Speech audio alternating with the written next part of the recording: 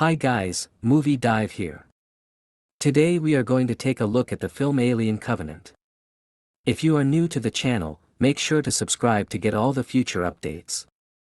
Prometheus' direct sequel, Alien Covenant, fills in the time between that movie and the original Alien by taking place 10 years after the events of the first one.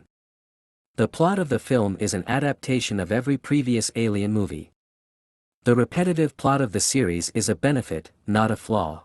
The ritualized beats of these films offer numerous scenarios that are remarkably similar, such as the first alien attack, the dark planet's initial landing, the discovery that a character you thought was a team member is actually treacherous, the escape from the building complex that is about to be destroyed, and the second ending that occurs just as you thought the story was over. Characters act in incredibly stupid ways so frequently that you essentially have to stop evaluating the movie using common sense. Instead, you must compare it to a nightmare or a fever dream. The story begins when business tycoon Peter Weyland is conversing with his recently activated android in a lakefront apartment in the prologue. After seeing Michelangelo's statue, the android decides to give himself the name David. One day, according to Weyland, they will jointly look for the person who created humans. Weyland is concerned when David makes a comparison between his limitless lifespan and his. With 2,000 colonists in stasis and 1,140 human embryos in cold storage, the colonization ship Covenant is 7 years away from reaching planet Origi, 6 in 2104 AD, 11 years after the Prometheus expedition. Walter, a sophisticated android model that looks physically similar to David, keeps an eye on the ship. When a solar flare damages the ship, Walter revives his 14 fellow crew members, who will go on to found future colonies and form couples. Jake Branson, the ship's captain, is burned alive when his stasis pod breaks down. The crew is working on repairing the ship when they discover a voice transmission from a nearby planet that sounds far more habitable than Origi, 6. The widow of Branson, Daniels, argues that they shouldn't investigate because this new, perfect planet seems too good to be true. However, Christopher Oram, the new captain, decides otherwise. The expedition team locates the transmission signal to an alien ship that has crashed while the Covenant's pilot Tennessee keeps Covenant in orbit while his wife Ferris flies a lander to the planet's surface. Ledward and Hallett, 2 crew members, contract an infection from fungus-like spores. Ledward's condition is rapidly deteriorating, so Oram's wife, Corrine, helps him back to the lander, where Ferris quarantines them both in the medbay. Ledward is killed when a small pale alien creature, a Neomorph, explodes from his back and mutilates Corrine to death. Ferris uses a shotgun to try to kill the creature, but accidentally sets off an explosion that kills her and destroys the lander. Another Neomorph erupts from Hallett's mouth nearby in the fields, killing him. Crew member Anchor was killed and the creatures attacked the remaining members.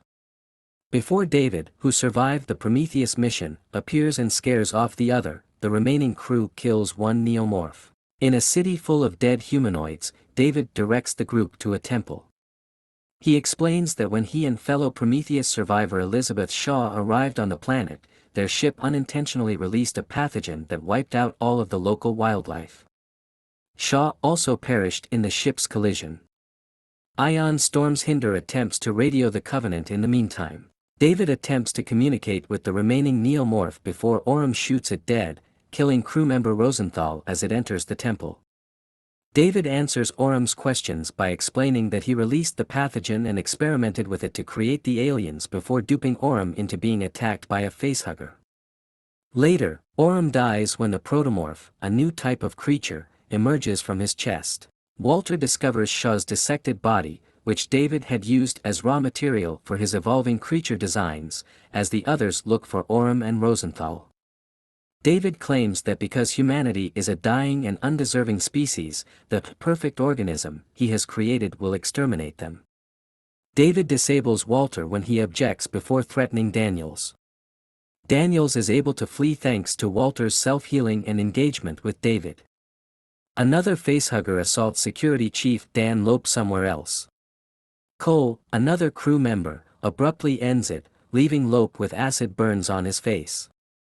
The now fully grown Protomorph murders Cole, but Lope manages to flee and eventually runs into Daniels. Walter reports that David has expired, and Tennessee shows up in a lander to rescue Daniels, Lope, and Tennessee. After killing the invading Protomorph, they go back to the Covenant. Daniels and Tennessee find another Protomorph loose on the Covenant the following morning after it burst from Lope's chest and killed him. Married crew members Ricks and Upworth are killed by it as it ages. The creature is drawn into Covenant's terraforming bay by Daniels and Tennessee, who then launch it into space. Covenant continues traveling to Origi, 6. She recognizes that Daniels is David as Walter places him in stasis, but she is unable to leave her pod before dozing off. David inspects the colonists after regurgitating 2 facehugger embryos, which he then stores in the same refrigerator as the human embryos. He sends a transmission while assuming the identity of Walter, claiming that all crew members aside from Daniels and Tennessee were killed in the earlier solar flare incident. If you like these sorts of videos, do like and subscribe for more.